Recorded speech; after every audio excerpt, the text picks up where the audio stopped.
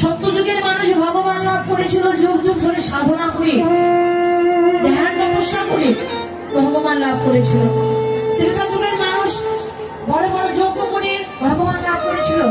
কত বড় বড় যজ্ঞ করেছিল, শ্রমিক যজ্ঞ, কত যজ্ঞ করেছিল। দাপর যুগের মানুষ আমার ভগবানকে লাভ করেছিল ভজনা করে, পূজা অর্চনা করে। বাবা, ব্রজের গোপীরা যে আমার ভগবানকে প্রতিরূপে পেয়েছিল, এমনি এমনি পায়নি গো।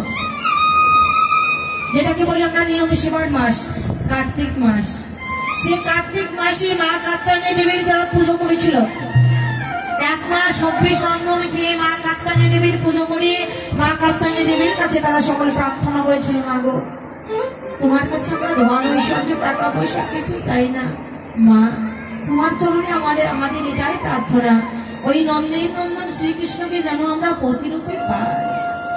মা কাত্যায়নী দেবী তাদের আশীর্বাদ করেছিল, ঠিক আছে আমি আশীর্বাদ করলাম ওই নন্দের নন্দন শ্রীকৃষ্ণকে এক রজনীর জন্য হলেও তোমরা প্রতিরূপে পাবে। তাই তোমার ভগবান যখন রাস বিলাস করেছিল তখন ব্রজগোপীদের মনোবাঞ্ছা পূর্ণ করেছিল, একা কৃষ্ণ একা গোপী। বাবা, কিন্তু কলিযুগের মানুষের পরমায়ু স্বল্প। কলিযুগের মানুষের পরমায়ু কত বছর বাবা? 100 বছর। বাঁচে কয় বছর? 50, 60, 70, এর উপরে যা পাওয়া যায় বোনাস।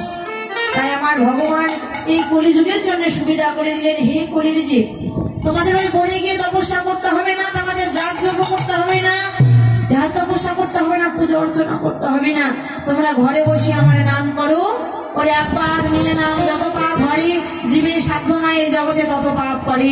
তোমরা ঘরে বসে নাম করো, তোমাদের নাম যদি শুদ্ধ হয়, নাম যদি শুদ্ধ হয়, তাহলে তোমাদের আমার কাছে আসতে হবে না, আমি তোমাদের ডাকে সাড়া দেবই দেব।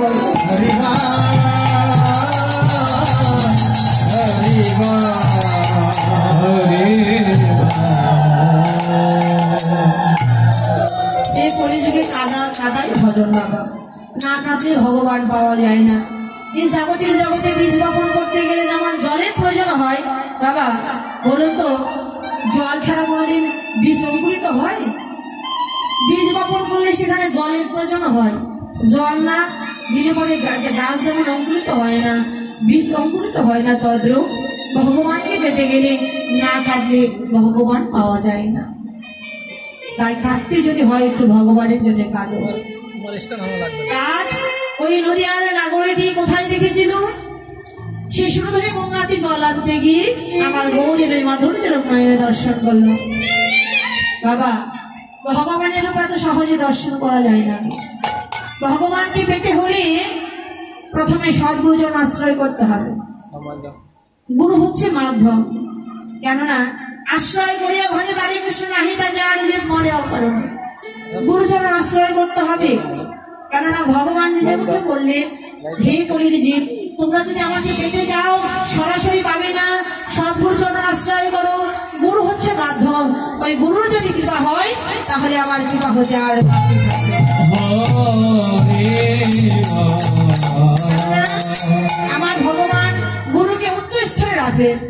শাস্ত্রে বললো গুরু রুষ্ট হলে কৃষ্ণ রাখিবারে না রে, আর কৃষ্ণ রুষ্ট হলে গুরু রাখিবারে পারে।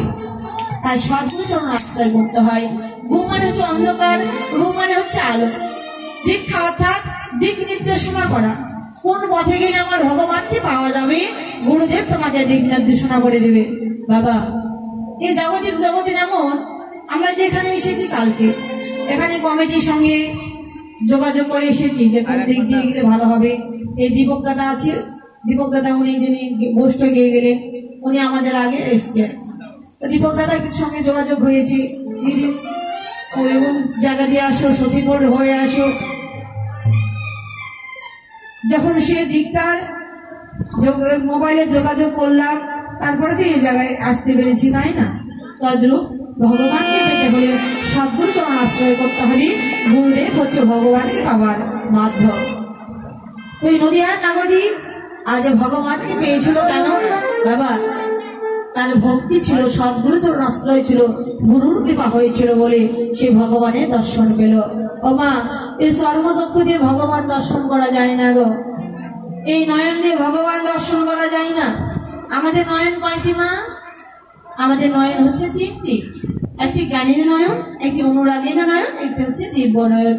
কোন ভাগ্যবান ভাগ্যবতী যদি সদ্গুরু আশ্রয় করিয়া গুরুরূপী বলে ওই দিব্য নয় লাভ করতে পারি, তাহলে গৌরের মাধুর্য নয়নে দর্শন করতে পারে।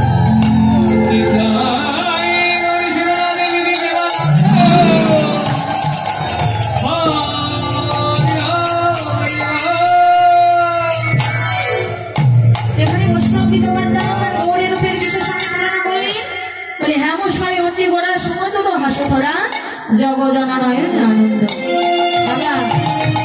হেম মানে কি গো মা? হেম মানে সোনা। সোনার